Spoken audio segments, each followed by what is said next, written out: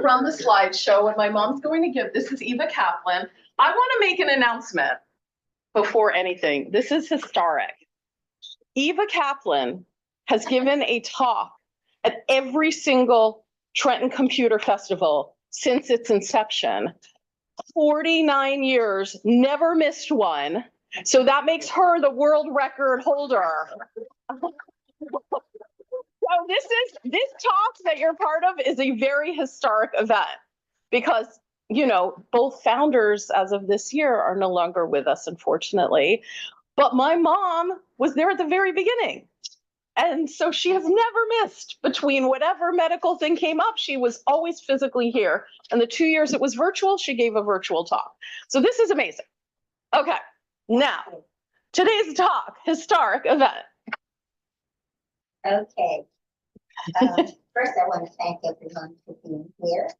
And the talk is basically sentience versus intelligence.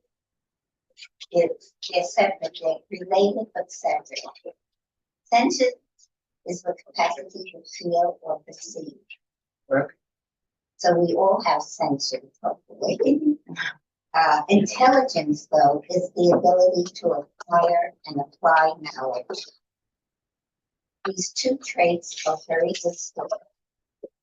Sentience lays the groundwork for intelligence. I mean, you have to be able to be aware of your surroundings, what's happening, what you're seeing, what you're hearing. That's what gives the background for our own awareness and being alive. So as we explore the world of artificial intelligence and robotics, what I'm going to try to show is how organic life and artificial instructions go hand in hand. So Jill is going to put up the slideshow. Yes. I'm just looking. Do you want to say anything else for the slideshow? Well, the slideshow really complements the subject, and it's going to be an overview of, like my mom, I'm sorry, Eva Kaplan is very intrigued by the whole feeling and emotional angle of humans, obviously, and then the artificial intelligence, like, do they meet in the middle? And how close does that get? Are there pros and cons of that? And so the slideshow really complements her ideas. I just want to pull up, yeah. Okay, visual. I'm like visual. Okay. So let's see. It's the foundational concept that sentience, my mom wrote, Eva Kaplan wrote these words out. Sentience versus intelligence. Sentience is the capacity to feel. Intelligence is the ability to acquire or apply knowledge. And so everybody has different levels of that. While these two traits are distinct, sentience often lays the groundwork for intelligence. As we explore the world of AI and robotics, we'll see how these concepts show up in organic life and artificial constructs. Which, before we begin the talk, I do want to mention two books that you might be very interested in. One book is called This Was Thus Spoke the Plants. And I have a copy up here to glance through. I recommend it for reading. And there's another book that I highly recommend, Artificial Intelligence Made Simple. So you can read them, and I think I have it in my printout. And we'll allow time for questions and answers. So we're just going to move through this, and then the handout just highlights the topics. Okay, here we go. Where is it? Okay. Sentience versus intelligence. As we talked about, Mom, do you want to read what the information is, or should we just go through the slideshow and then you do a conversation? Yeah, however you want to do it. Yeah, so these are just general topics. Intelligence and the ability to learn and apply, and sentience is the foundation for intelligence, or thought of as. Then your favorite topic, trees. Do you want to talk a little bit about that? I don't have exactly in front of my notes, but trees are sentient with their roots.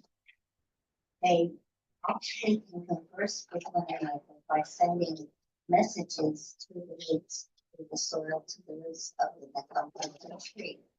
And the trees have the ability to actually comprehend the signals from the trees, like if there's insect infestation, it will be sent through the roots of one tree to another tree. So it's interesting how there's a whole network of intercommunication between trees through their root system.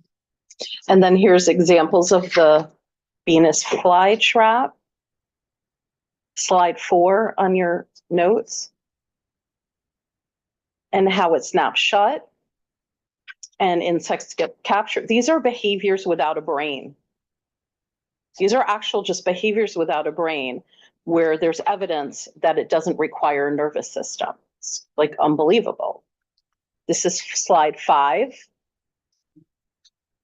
Keep. Oh, it's behind me. That's why. Slide 5. Slide 5. Okay.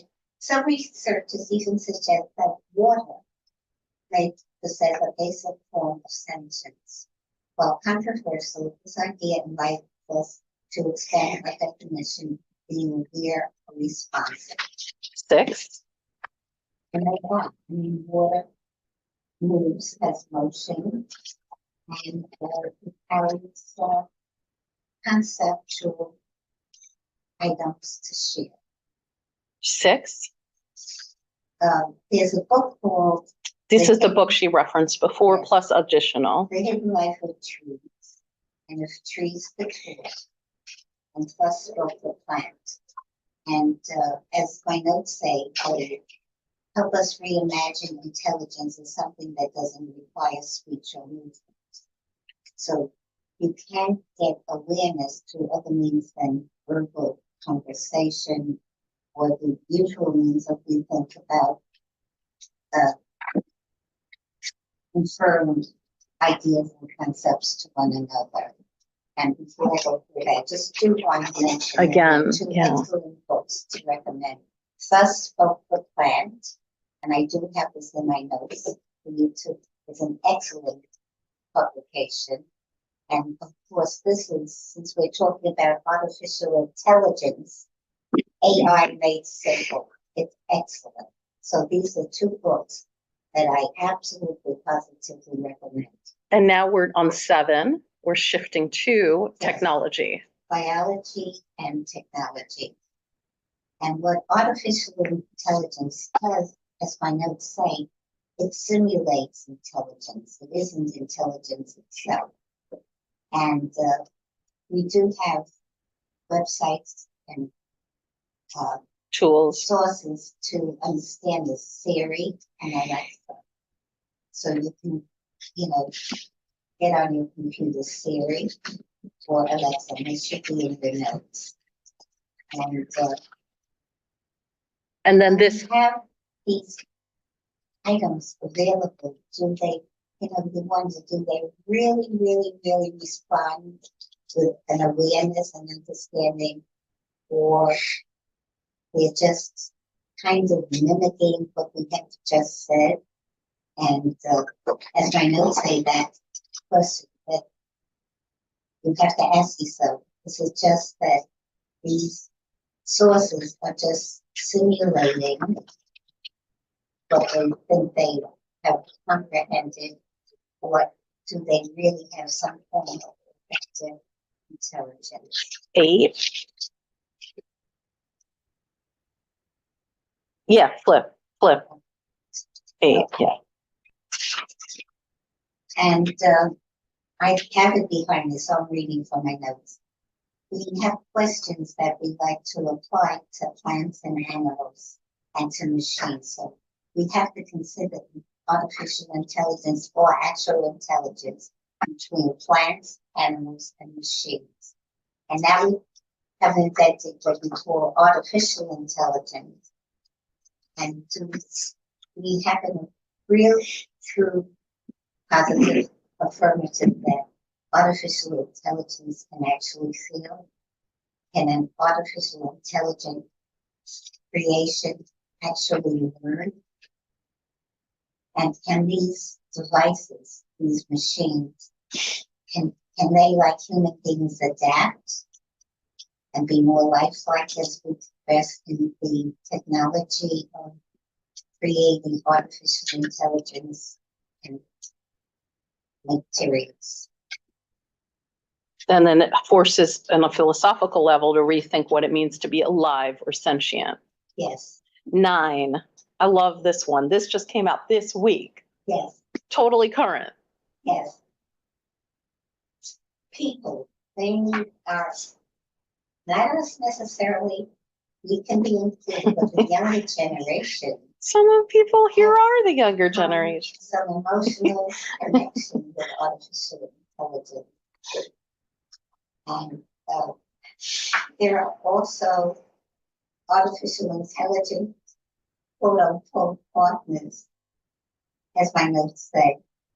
And do these artificial inventions that we have created, do they actually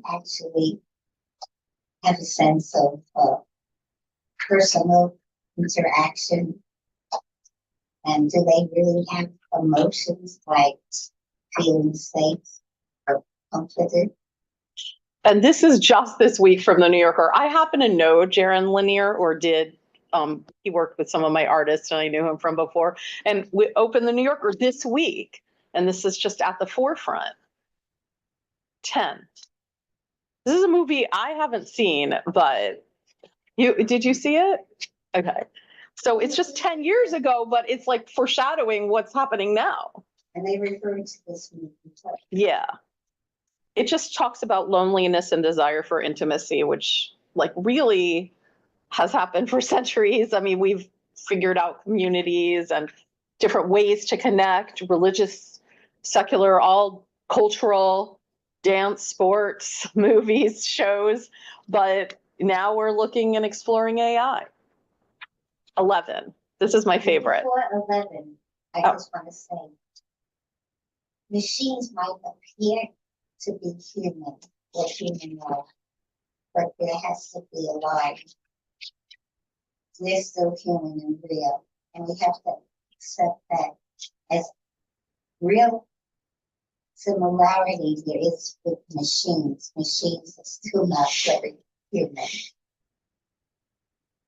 Okay, 11. Mom and I saw this show last week, and my friend Kayla Greenspan is one of the lead producers, and it's really kind of taken up to another level of really looking at robots, or really in the future helper bots that are obsolete, losing their parts, not being able to be replaced. I'm sure we all have computers and machinery like that, but it also is reflective of the human body. Like they essentially are becoming human in that capacity of how do we keep fixing ourselves, our bodies as we age, as they age. And it's interesting because they're programmed in different ways. Like one can't help because he's an older model to say you're welcome when the partner robot, the woman, is more advanced, as women might be perceived to be. So in the show they have the woman as the later model, but it's just adorable because the man is yearning for that connection, yearning for the advancement, like hiding, if you will, the limitations of the programming. But once she says thank you, he has to say you're welcome. It's very funny. It's very, very clever. And can they surpass their programming and actually start to feel? And I just want to add that ultimately these stories and films reveal our human need for connection. And actually, when we create robotic personifications, do we really expect to get in return any kind of true understanding or empathy from them? And we have to see, will it ever evolve into true interrelationships, human and machine? Hey. And the notes, explain. 12. 12. And I read it, Okay. it just spoke about it. Oh, okay. Right, exactly. But then on 13. your notes, we also talk about actual machines or artificial intelligence that we created. There's one called Resume, and you can use this programming device that will actually take your thoughts and notation and tailor them to write an actual conversation with you, if I might say, or write cover letters for you, or actually begin to, if you plug in, so to speak, an actual intelligent conversation with you. It's amazing how far technology and artificial intelligence has become. And 13. pardon? I'm just saying 13. Yes. So do we have it up? I can't see it. I know, I'm like confused which number goes with what. Okay, so AI in our everyday tools. This is where we are now. Yes, Number 14. yes, I know.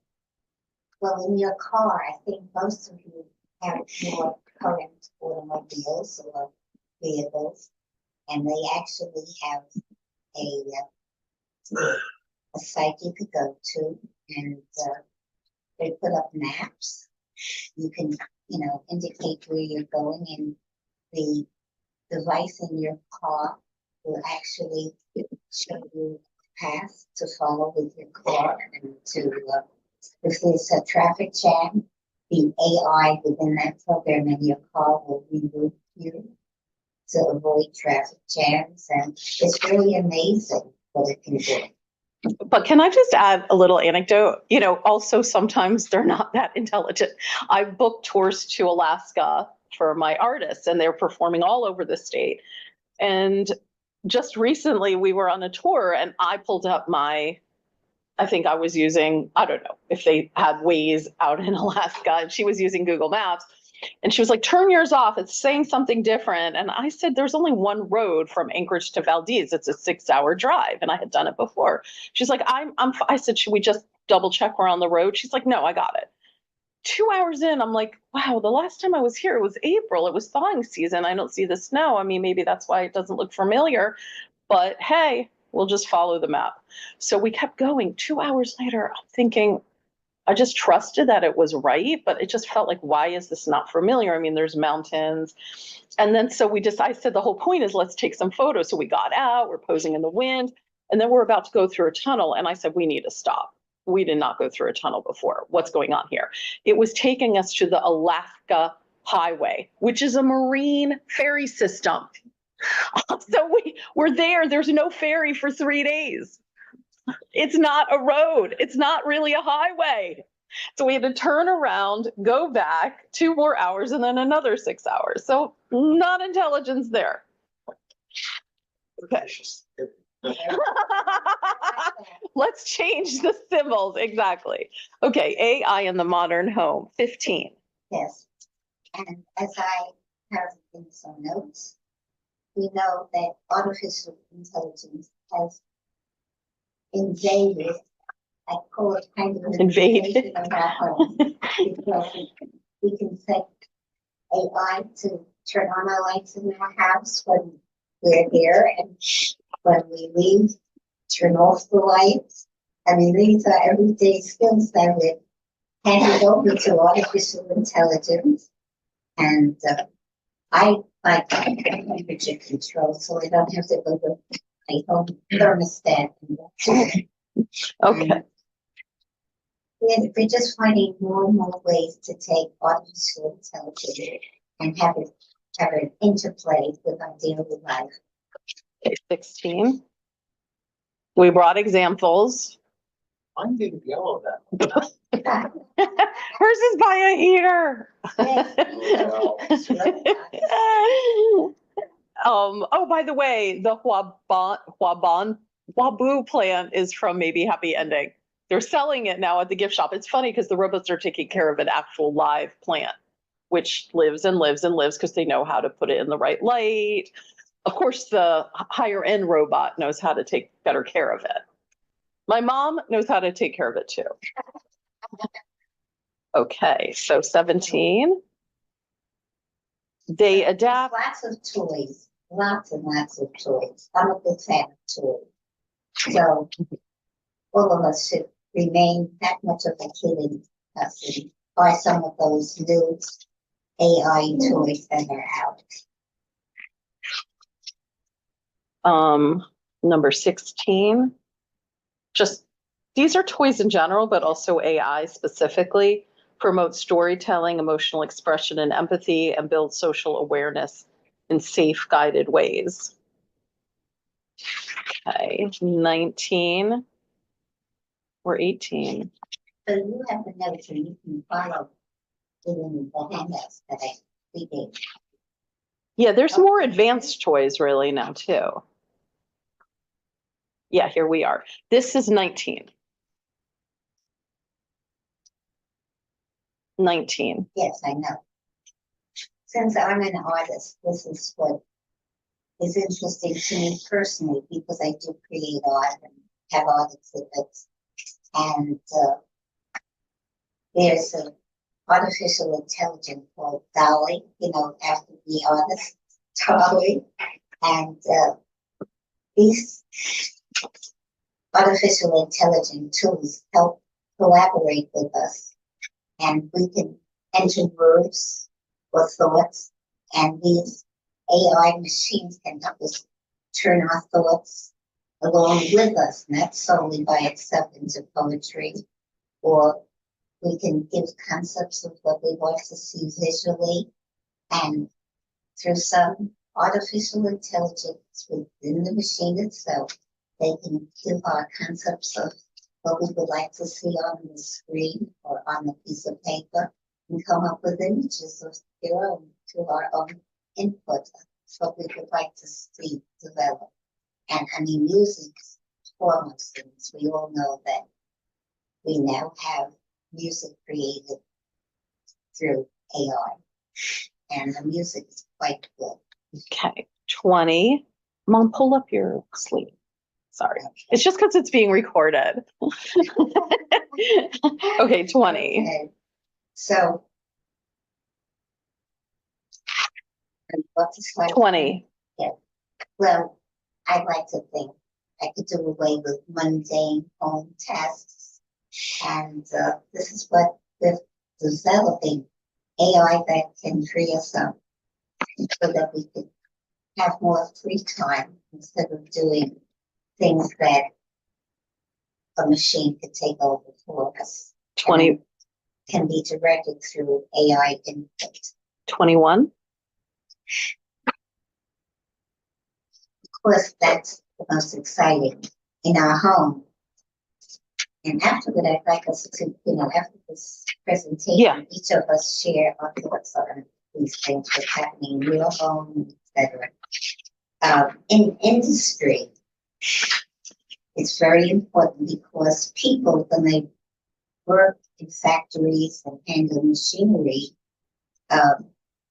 they might not be able to resolve a technical difficulty, but now AI can take over, and right as you're working on the concept, it can do some logistics to improve what you're thinking of. It can take your basic thoughts and create it into a reality. And it can do this endlessly. I don't think I'd need naps. I mean, I couldn't be consistently 24 hours a day working on it, but a machine would never get fatigued. Okay, 21. Okay. Oh, wait, 21. Oh, no, I'm sorry, 22. In factories and the places of employment, we as humans might not be happy about this because they're kind of replacing us. They have robots. Like a lot of people I know work for Amazon, and Amazon is laying off people because there's robotics now. So they have robots that are actually now handling the sorting of items, the packaging of these items, and handling the routing of where to ship them. And I don't like the idea that they're replacing us in every single aspect of our lives, even at the workplace like that. 23. Now, I feel I can do a better interpretation of something I've read. I feel that I personally could write a better book review or a review of a movie. However, we do have AI even doing that. Seems like it's invading every aspect of our lives. And we have AI actually making review simulations. And medically, drug discovery, climate science. Yeah. So these are the positives. So we have to, when you take on these notes, and each of these topics that we're briefly touching upon, you give us some thought and think how you feel about it and how in some way in your profession or your daily life can help to eliminate some of this overtaking by artificial intelligence, because I think the human mind, even if we people invented artificial intelligence, we have to take back our skill in being more intelligent. We're the ones who tell AI. So basically, they're following a certain amount of our input, but they can never duplicate our continual elaboration of our thoughts. It can just kind of mimic what we've taught it, but it cannot be as innovative as we as human beings can. 24, finance. Yes. This is important because in factories and businesses, AI will pick up on things that are happening in the business place or in the store or where you are employed. And it actually can interact. I've been in a store which will say greetings, so make me feel that our lives are not being completely controlled by the human being, but human input into a machine that's having the store say welcome when you open the door, so to speak. I like a human being. I prefer human beings. But this is the ensuing development in our daily lives. 20. See the value show. I guess it's. However, it's helpful in replacing redundancy on our part. We have to do repetitive work, but machine can take over the repetitive. And of course, Julie, you can make comments. Well, I'm just saying that what you've built towards is AI isn't replacing us. The question that we can discuss is it redefining what people are best at? I mean, it just brings up an interesting point. I'm just thinking of my niece, my mom's granddaughter, Anna L., who I love so much. And she preferred to work at a national service position in her country to help prepare meals to give to homeless people. Now, it's very repetitive. Albert Einstein did accounting. Some people like that repetition. I would go crazy. I would pull my hair out. But she liked doing this every day for her national service instead of, a different kind of position. And she's the most creative person I know. She can do incredible editing. She wants to use her energy for herself. But she likes the, if you will, mundane tasks of putting that good energy into giving the food to people that need it. But it's just kind of questioning, what do robots do? How is this redefining who we are? Because if that job's going to be taken away, is there any downtime, if you will? I don't know. It's very interesting to me. She's programmed differently as, the helper bots are in maybe Happy Ending. Okay, pros of AI. Number 26. I'll take that out. 26. Okay, fine. Oh. Because I will do that.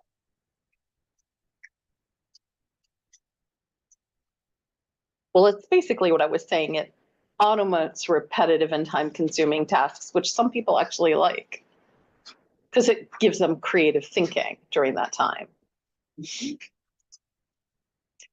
And as I already mentioned, I would much rather have a position where I don't have to do repetitive work. And it's much better to have a machine take over the repetitive work. I think most people are like, yeah. However, we have to find employment for us. And some of the new things that we could do for society and our lives than a machine could do. Okay, now the cons. Number 27. 27. Yes, I know, Jim. Thank you. It's the same thing we're talking about, but just defining it a little. So, Is there bias in the systems training? Is there potential for job displacement? Is there over-reliance that can lead to the reduced human thinking in the brain? If you don't use it, you lose it, right? Like, what is this going to do to our own brain? Like, we think it's freeing up our time to be creative, but is it, like, I feel like there's definitely a slight addiction to social media for me. It's very visual. I love the visuals. I love the stories, like the shorter and shorter and shorter time frame. But is that changing our brain chemistry and our definition of time? And then the lack of transparency in decision making. James Cleary, who's a collaborator of my mother's and myself creatively, developed this talk with her in conversation. And so I just want to acknowledge James Cleary. And he is most, out of all the points that we've talked about, lack of transparency in decision-making processes is his like culmination. Because when we think, or when we're writing academic papers, there's footnotes. Like, where did we get our source? Like I'm saying, our source was a conversation with James Cleary, my mom obviously leading it, having given a talk at every computer festival until today, 49, I believe it's 49, never missed one. You could see there's been changes within the Trenton Computer Festival, but the decision making of what topics are we talking about, or how did we get this information? Like, we can tell you what research we did. My mom is holding up books. But when you rely on AI, there's a lack of transparency. Show your work. Show your work. Okay. Ethical considerations. We're looping up and then we'll open it up for conversation. definitely, just not, I'm not looking at the slides, but in my handout, 30. artificial intelligence. How sure are we that it's accurate? And what if there is a mistake in the machine No. thinking process? I don't know if I would rely 100% on AI. We still are human. We still can have a thought that will spur on subsequent thought. It will serve on, on and on and on and on. That we keep redefining what we're thinking about. A machine won't do that necessarily. So I don't think a machine output is the sole thing we should consider or rely upon. Is our human mind will never be replaced by a machine, in my opinion, because we have the ability to build upon our original concepts and create new concepts and delve into the new concept and keep evolving that way. And 30. so, machines react, but they don't really have feelings or emotions, only in the movies so far. And we have to know, what can we expect from artificial intelligence? Does it mean it's accurate? Does it mean something that we should follow, or should we react to it and contradict it. You don't have to just accept AI. We have a brain that can absorb what we just looked at or heard or read and agree or disagree, because our mind will never be replaced, in my opinion. We have the sole ability to identify with information, consider the information, accept it, or redefine it and elaborate upon it. What's next?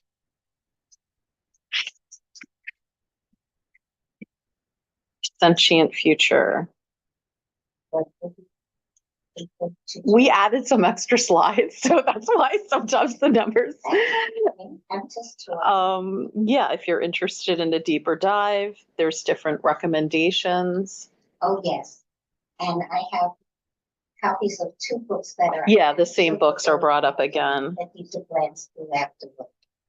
AI Made Simple. This is a really good book because there's something called generative intelligence, which means thoughts that come evolve from previous thoughts, that we are constantly building upon our concepts, changing the concepts, adding to it. And this is an excellent book, and that's what's called generative intelligence, an excellent source of information. And also, while I have the books in front of me, another book I highly recommend is Plus Spoke for Plants, because plants and non-human entities have a way of speaking. Like if a plant is getting insufficient light, it will turn itself towards the sunlight. That's intelligent. That's plant intelligence. We're not the only things that have intelligence. Or if a plant has a source for water, it will seek out the water through its roots and through its other means. And plants will talk to other plants through their roots. They have a real conversation. I mean, this is an excellent book, Plus Spoke for Plants.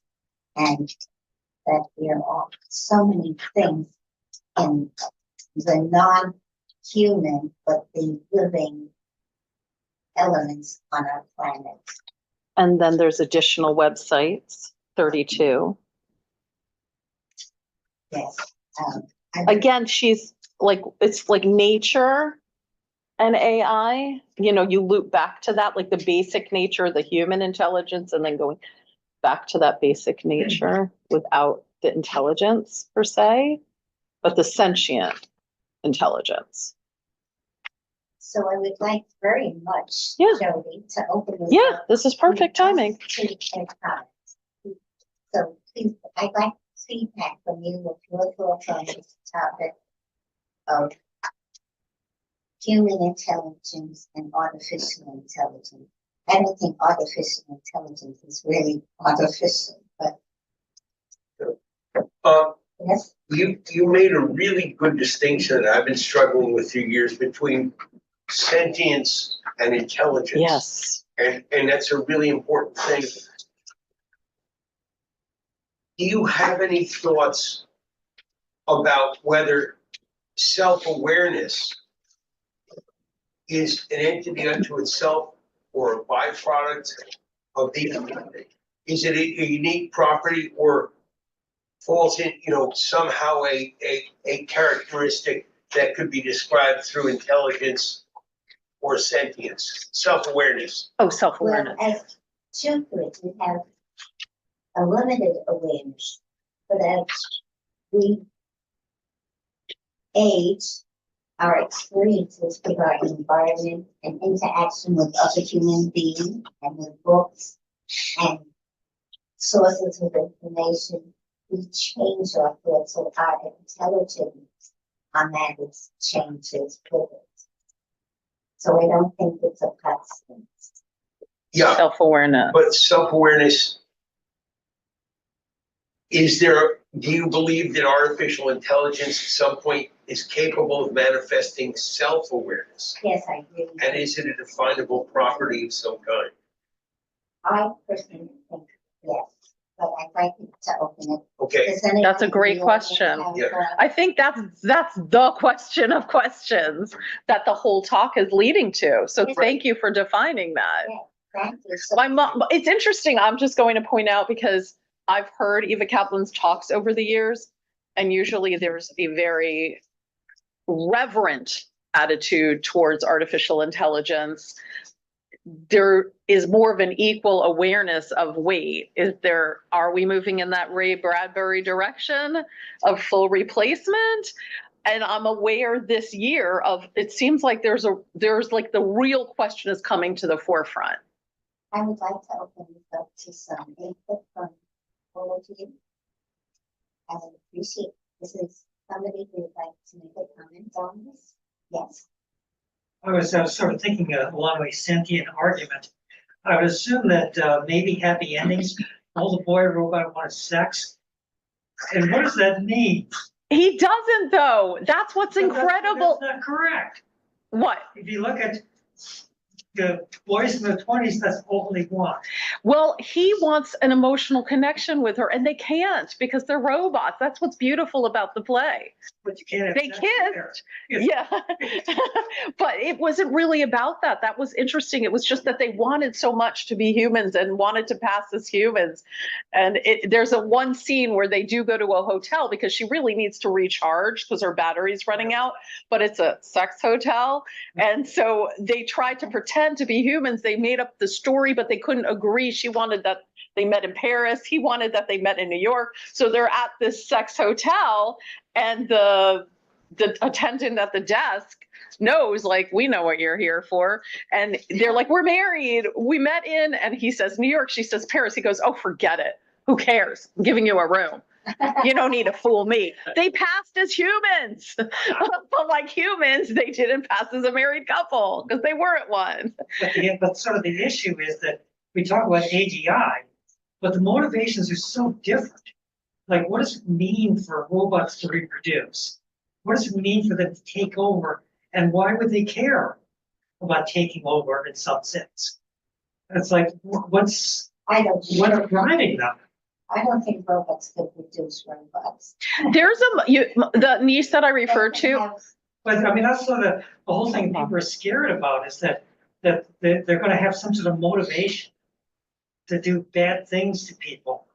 I mean, I don't even understand what they would even be motivated by. Or Well, I just want to point out, Anna L. Also, we did a movie club last year, and she would give these science fiction movies as like her choice. And one was called Mother, and it was exactly about that there was one human left, the robots were taking over, they were threatened by humans. It's an interesting point you I mean, raised. also that's the whole foundation of movie. What should the pronounce? Ex Machina? Ex Machina. Yeah, Machina. Because the whole idea is the robot wants to escape and be free, Yeah. whatever that means. And so she tricks her inventor, she tricks other people to let her out. She escapes. my concern isn't so much that AI and robots will be bent on destroying us. It's more that we'll get in the way.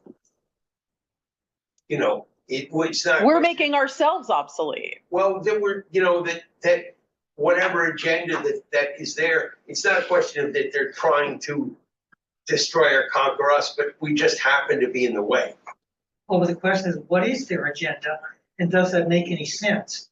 What are they programmed their agenda, or can they start self-programming? It's the human that programs the robot. Yeah, I mean, like it's sort of like Concerns me. you have automated soldiers. Well, it's not a program. They don't know. Aren't we what programmed is, by our what a parents? PS is, or they don't care. But there's no That's reason an for interesting them to care. point, Sylvie. Are humans programmed by their parents and relatives?